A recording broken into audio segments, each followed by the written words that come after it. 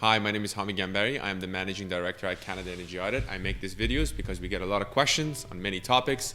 I have nothing to sell you. I hope you enjoy this. One of the questions that I personally get is around my career and how I started my career in the energy conservation industry. Where should we begin with this topic? Canada Energy Audit is 12 years old. But the journey of me as an entrepreneur goes beyond that 12 years, and how I ended up in Canada Energy Audit, it even goes longer than that. It started with this notion that I always wanted to have my own business, but not just any business. I wanted to have a business that actually makes a positive contributions to society and the environment as a whole. So I always wanted to make it as an entrepreneur, but at the same time have a positive impact in society as well. That was my high-level vision and goal, with the desire of having my own business always. I would say the journey itself started when I was in university and when I decided to join a startup company with a great friend of mine and his family members. And that startup company specialized in lighting management systems, more specifically lighting management systems with the purpose of reducing electrical energy loads of commercial building applications. After being in that company for about 1.5 years, I was exited by force. It was not fun. It was embarrassing. And it left a very bad taste in my mouth. I lost on that venture, and the great part of losing in that venture was actually losing a great friend as a result of it. But it also allowed me to grow a chip on my shoulder and come back even stronger, just to show those individuals that I can actually make it on my own. Once I finished that venture, I started another company with the focus on solar photovoltaic systems and solar water heating systems. I took the liberty of researching and spending quite a bit of time in China looking at different products, shipping those products in Canada with the intention of installing them in residential homes. I started with my friends to install these solar water heating units. After installing the solar water heating units for them, they were no longer my friends. And suffice to say, that was a very steep learning curve, and as a young entrepreneur, you're trying to figure things out, and unfortunately the second venture was also a failure.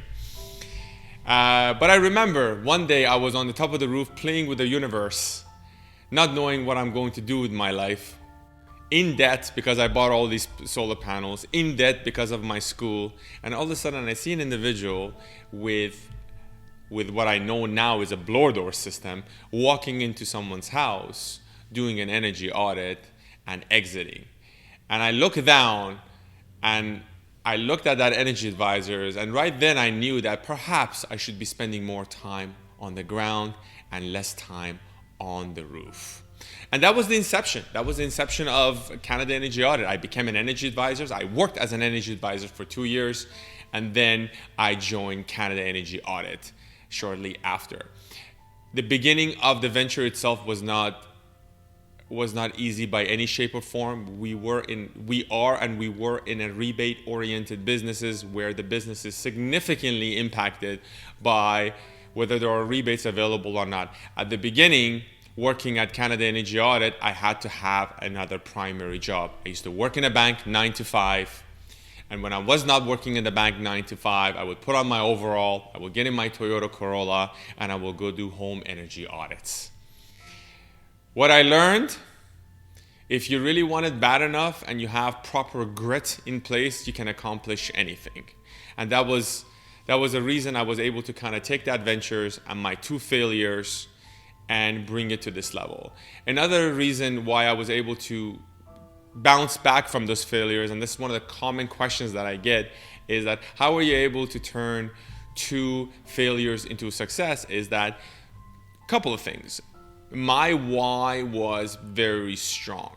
My why was around ensuring that I can keep my head up among my high-performing family members.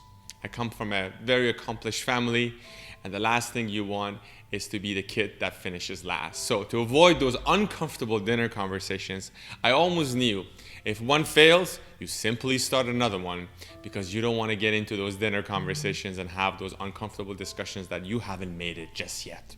The other part of it was, and I didn't understood this at the time, the pain and the failure was the necessary part of the process. It is impossible to experience success and to feel joy if you haven't experienced failure and pain.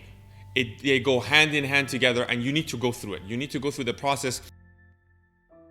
So the other key takeaway from my perspective when it came to my journey as an entrepreneur is that irrespective of failures, do not underestimate the value of compliments. My first venture was an utter failure. My second venture was the same as my first venture. But the compliments that I gained, the knowledge that I gained as a result of these two failed ventures, fed directly into my third venture that ultimately turned out to be a great success. I'm talking about compliments around knowledge. I'm talking about compliments around hands-on experiences that has failed and that allowed you to tweak your work and making it better. And I'm talking about the compliments around the networks, the people that you have connected with, all these contact information that you leverage. You may not have been able to leverage them on your first and second ventures, but they made a profound impact by knowing these relationships that fit into my third venture, it being Canada Energy Audit. So we talked about grit, we talked about understanding compliments, we talked about having a compelling why that goes beyond the materialistics and the monetary value of your business ventures. Mine was avoiding those uncomfortable dinner conversations. And then the other important element of it is that there needs to be a fair degree of patience.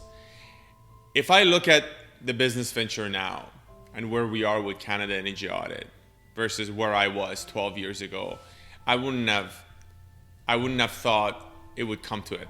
I started with Canada Energy Audit being a part-time job, putting on an overall, having a flip-flop phones and doing random audits. And now we are in an office of approximately 12,000 square feet. We have 70 energy advisors. We have an office of 13 individuals, and we have already completed over 70,000 home energy audit retrofits. So that only comes with a fair degree of patience. So when you combine the elements of grit, when you combine the elements of a compelling why, and having an amount of patience, those were my winning formulas to kind of bring me to where I am today.